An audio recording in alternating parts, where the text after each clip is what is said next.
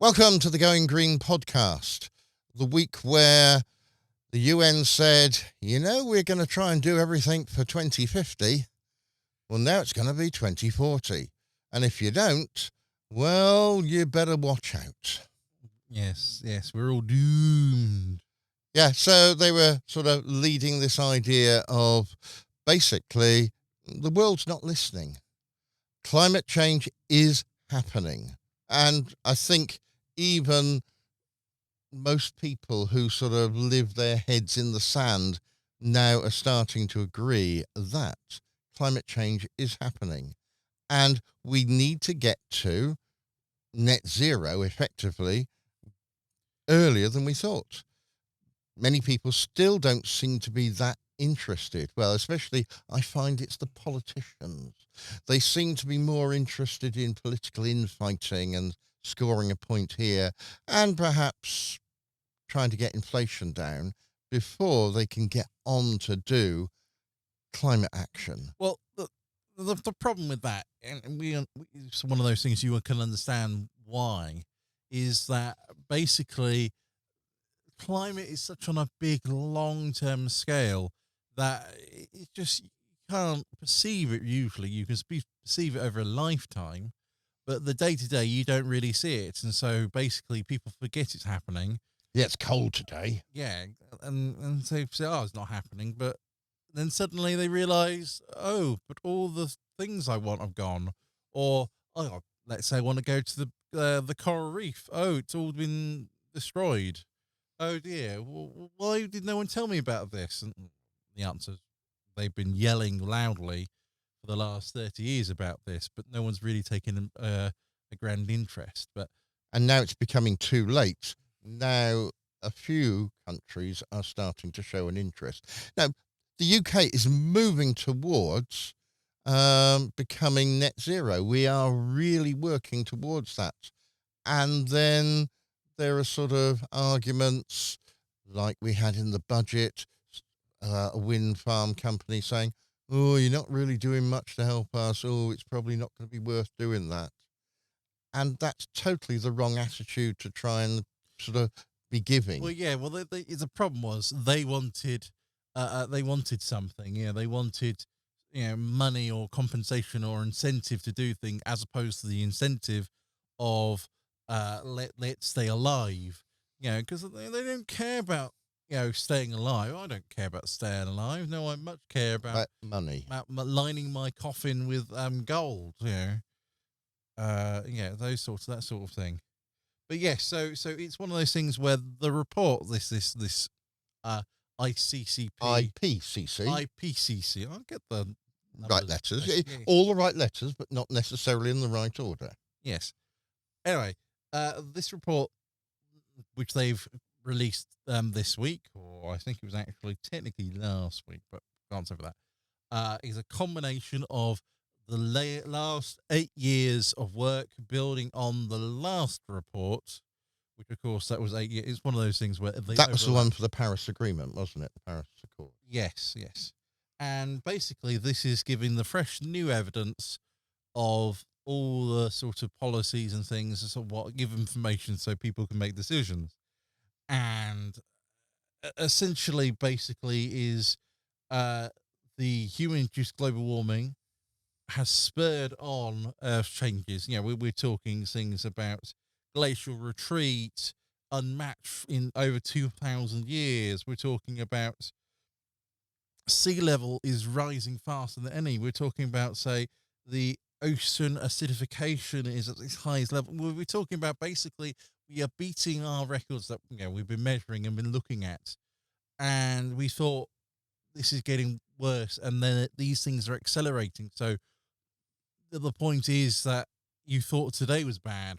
Well, if things accelerate, they're going to get worse quicker, which is obviously that's the bad things. This is why we were trying to talk about reducing climate change, going to net zero, and hoping then to reduce atmospheric carbon so we can actually then live instead of over the next 100 years to the next 1,000.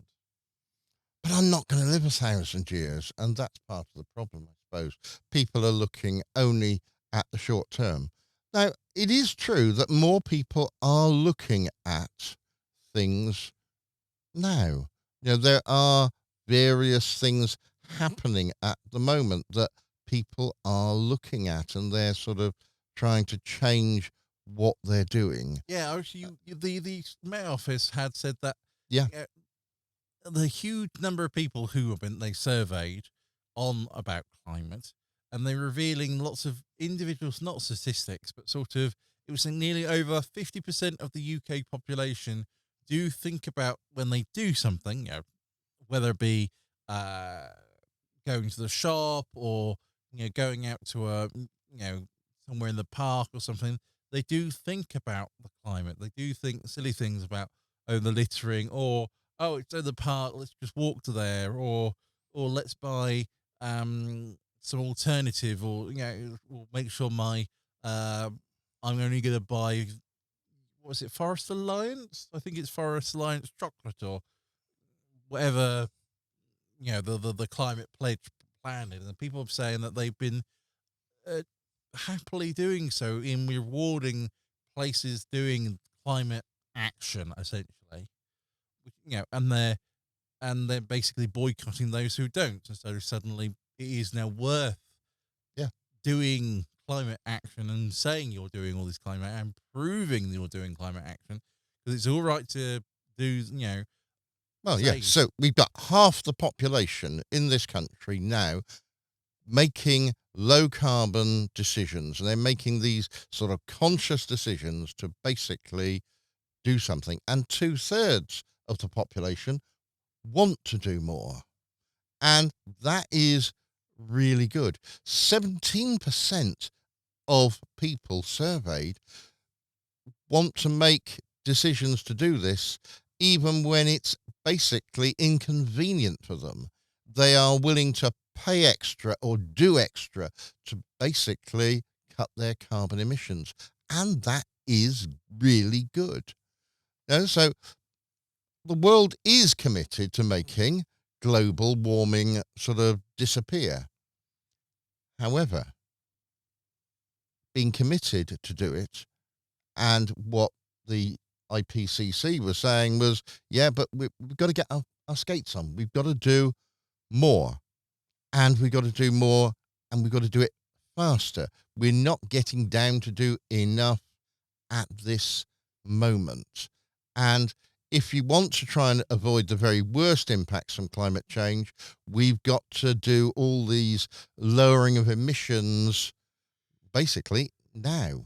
We've got to adapt our lifestyles, and we've got to basically adapt to the changes that are already going to happen. yes, the IPC calls this sort of, we need to have these adaptation measures, whether it's adapting our lives or our businesses, and build in climate resilience into these things, so that obviously you can get more things out of, say, your I was going to say your woodwork, but you can see that your supply chain's resilient to climate changes. So let's say you buy a wood that's more ecological, but sort of grows faster, absorb more carbon, and then you sort of, that sort of thing, as opposed to just, getting the cheapest. And so suddenly you're now building in this resilience, as in you can still afford the cheapest, but you're spending the highest amount of money so that projects can be done. But unfortunately, there is some finances there, some money's out there, but it's no one's yet sort of grasped the philanthropy of doing this. It's no sort of suddenly no billionaire has gone, right, I'm gonna change the world. I'm gonna go and make everything green. You know, they mostly spend their time trying to leave this planet, let alone anything else. Trouble is, they keep coming back, don't they? Well, yes. So, right. So, are there any things that you can do? So, the UN have come up with a 10-point plan. Whoa. Yeah. Of 10 things that basically everybody ought to be doing to try to sort of change. They want you to change the way you travel, how you use electricity, the food that you eat, the things that you buy. And the fact that if everybody does this, it's going to make a difference. And that's the important bit. And we are seeing a few laws changing in a few countries to sort of make this happen. So, shall I tell you about these 10 points, Well, Paul? why don't you? Why don't you? Okay, so number one, save energy at home. Now, this actually makes jolly good sense. My electricity bill is going up. I've already got solar, and today we're on a really good solar day. That everything is sort of that I'm using at the moment. So all these lights in front of me that are blinding me are costing nothing because all that energy is being provided by the sun to the solar panels and the solar panels to the lights. So I'm not using up any other electricity. All the electricity that we're using in the house at the moment is totally green. So that's good. But a lot of our electricity does still come from, well, fossil fuels. Yeah, Yeah. And we've got to try and cut that down. And even this week, well, last week, we heard about this company saying, oh, I don't know if we can do enough with wind farms at the moment. And we've got to. So what could you do? Well, you can switch things off. And I don't mean necessarily put them on standby. I mean actually switch them off. You can switch off your TV. You can switch all to LED light bulbs. We are totally lit here by LED. Why? Well, it saves me money, let alone anything else. I've got energy efficient electrical appliances. I basically either wash my laundry with cold water, or I actually do sometimes use hot water, but that hot water was all heated by the sun, our solar thermal panels. So that was quite useful. So that's saving energy. I tend not to use my tumble dryer. I've got a very efficient tumble dryer, and it just takes heat from the sort of surroundings rather than using heat to heat it up. So it doesn't actually cost too much to run, but I still just hang it up in the house to dry when I can't put it outside. I can now start putting it outside because the better weather is coming. So we can do that. We can put in better insulation. We can try replacing all our oil and gas appliances with an electric heat pump. Yeah, and I could save my carbon footprint that way. And by the way, Paul, that was just the first item. oh, that was just how you could save energy at home, was that? Yeah, energy at home. But you could also decide that you are going to do other things, that you could walk places. What? Yes. Now, there are some kids that I see that go to the local school and their parents drive them. Now, the nearest place for me to park to our school is probably outside my house. Well, yes. Yet they still drive the kids to school Well, it's from the other side of the road. yeah, I know. It's one of those odd things where it's one of those things where if you're driving past the school, not taking a detour at your journey, then I can sort of understand. Don't get me wrong, it's not very good, but you can sort of actually agree and sort of say, yeah, okay, you're allowed your journey.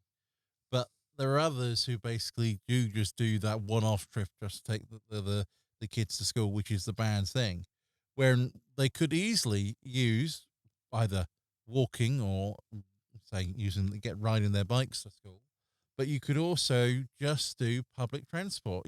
If it's a problem of a single journey, then taking a communal vehicle to that destination, surely that's worth it. They were talking about how uh, one of the major goals to decarbonize is actually to use public transport. You're saying, yeah, but you're still burning the fuel.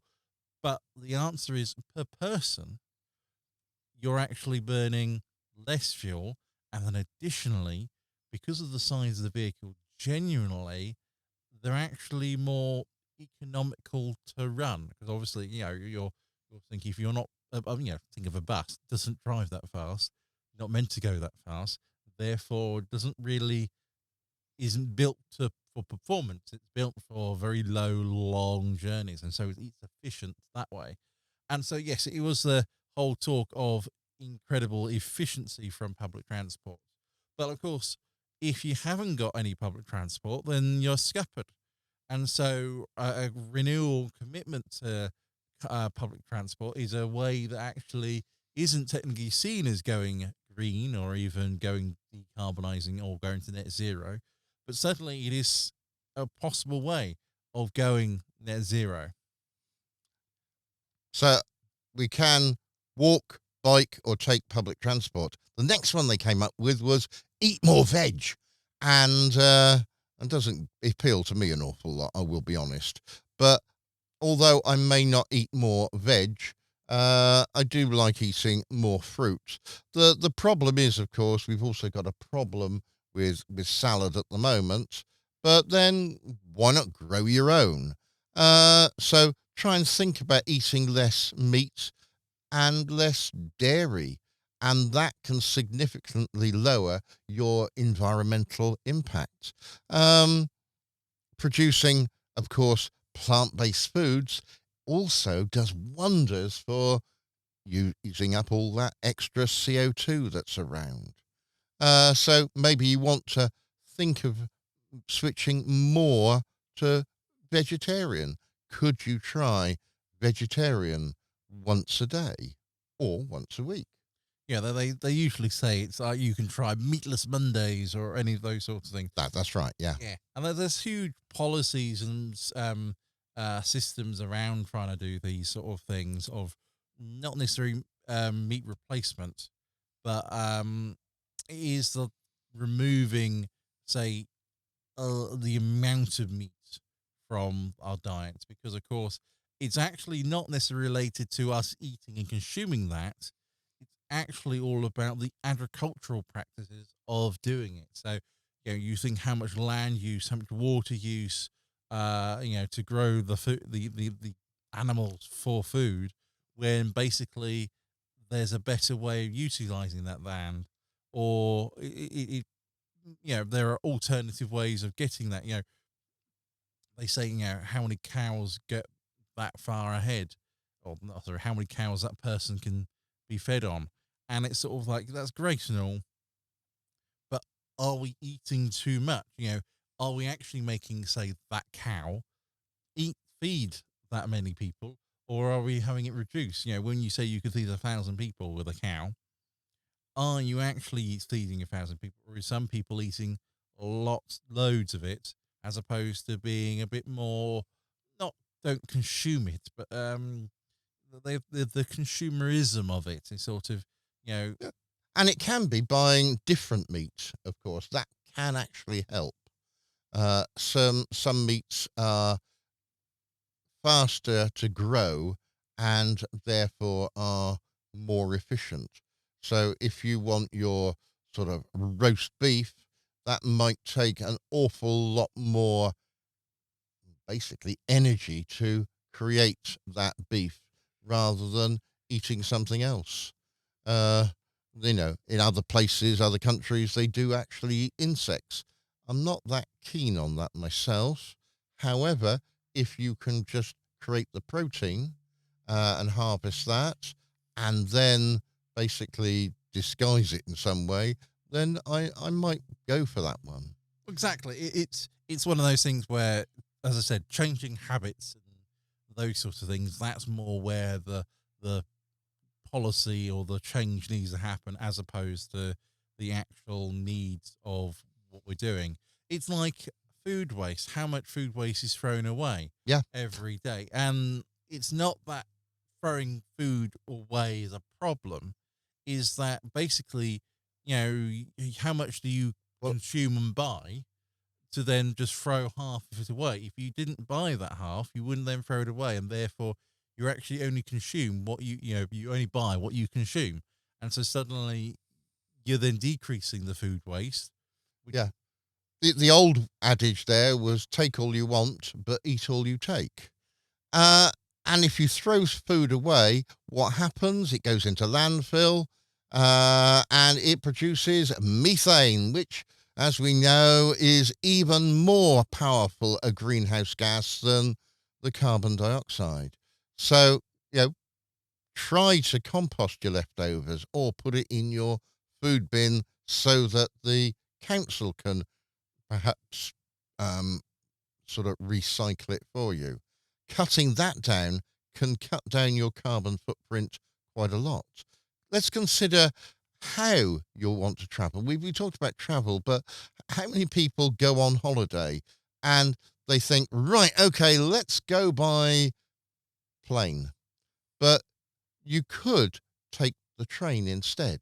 Oh, I've got to go to Europe. I got to fly. No, let's now take the train. Places like France now are banning their sort of internal flights, and now they're letting their trains sort of do the same. Exactly.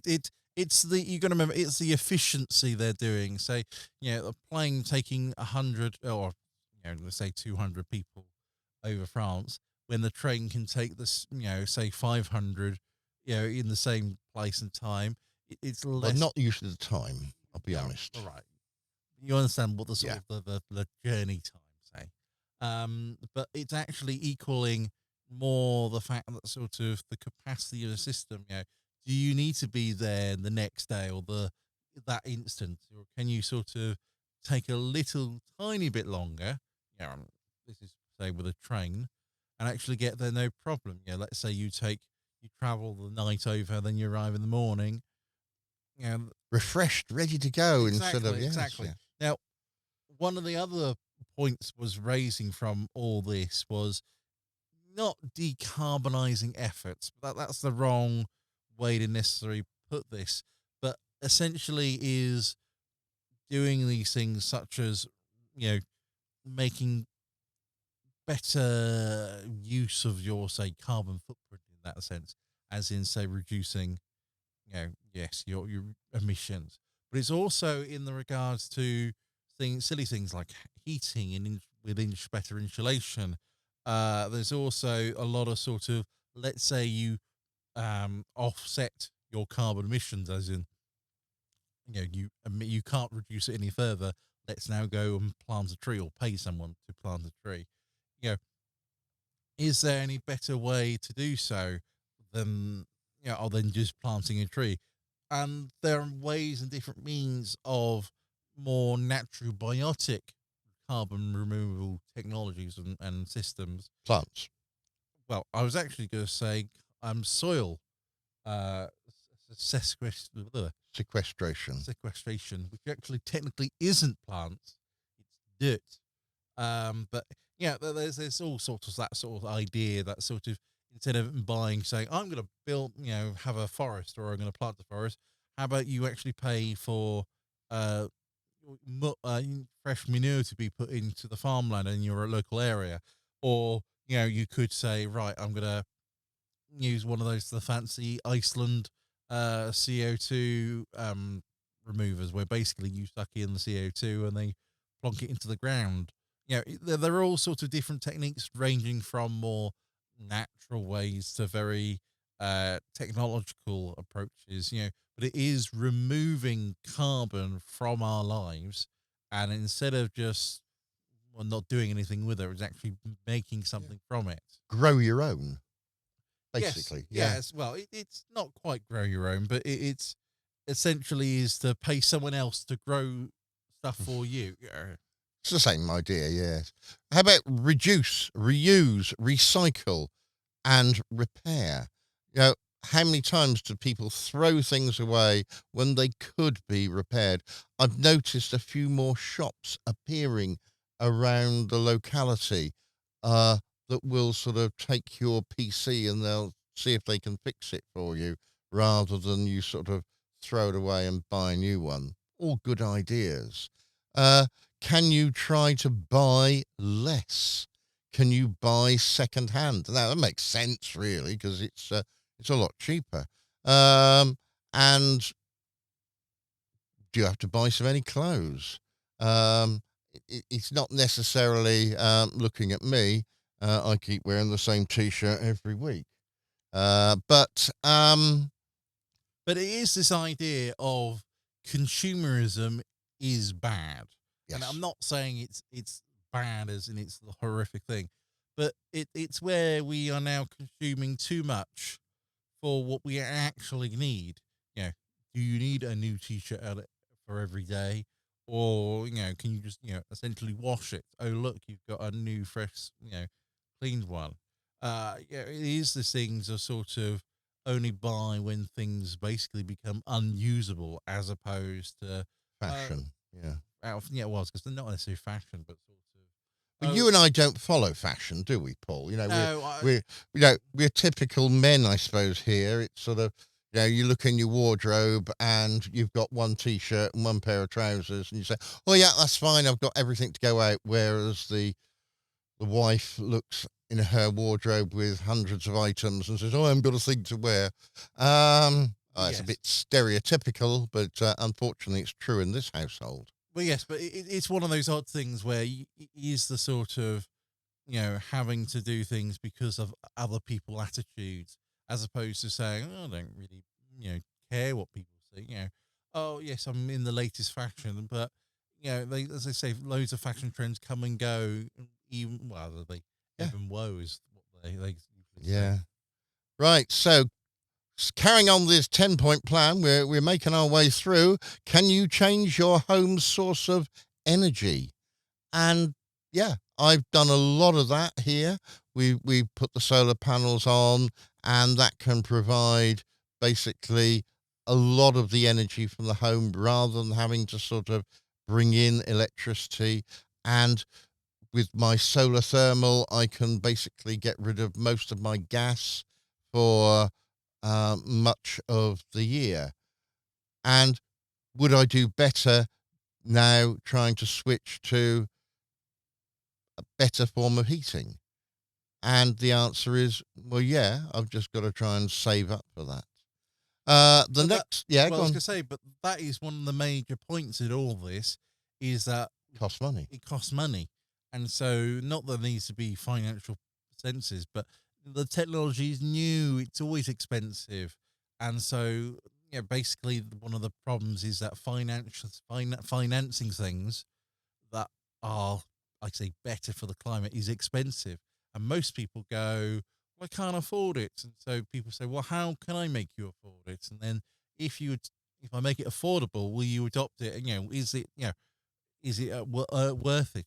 The whole point of sort of they were talking about these heat pumps and the government giving heat pumps uh, things out or Yeah, incentives out was so that heat pumps are comparable to new gas fire boilers, and people are making that, as I said, the conscious choice over being more clean and green, and then going, well, do I need the boiler when everybody's been telling me that burning gas is bad? Well, surely this heat pump is actually more of a better way of doing so. So let's go for that. And yeah, don't get me wrong, it's a good system that works. It's just not quite for our climate, and that's just purely the fact that sort of yeah, and it'll fit. This is worldwide, so it'll fit other climates. Can you switch to an electric vehicle? We've talked about this one before, and the answer is, I'm working on it. Can you make your money count? That was one of the other interesting ones the UN came up with. Basically, everything you spend affects the planet. And by choosing how you spend your money, it can make a difference. And I'm coming now to the last point, which makes all the difference. And this one is speak up. The UN would like you to go up and basically join what we do here, which is talking to others about taking action. It's the quickest, most effective way to make a difference. You can talk to your neighbors, you can talk to your friends, you can talk to your colleagues, you can tell them what you're doing and see if you can inspire them. I tell people how much I'm saving on my electricity bill, and they're going, ooh, and a few of them are now putting solar panels on their house. The only one I haven't convinced so far is my mum. And she just keeps saying, well, it's not worth it at my age, dear. I've only got another week or two to live. 6 years. Oh, yeah. It's how many years have gone by since she said that, yes. But she is 91. So speak up. This is what we need to do. Climate change concerns every one of us, and no one can do it alone. But in theory, we can all do it together. You've been listening to the Going Green podcast, looking at climate issues. Well, yeah, I was going to say the latest report, the IPCC report. Well, yeah, which says we've got to get a move on now. And if governments aren't doing something, then we have to. Thank you for listening. It's goodbye from me. And a goodbye from me. Bye-bye. Bye.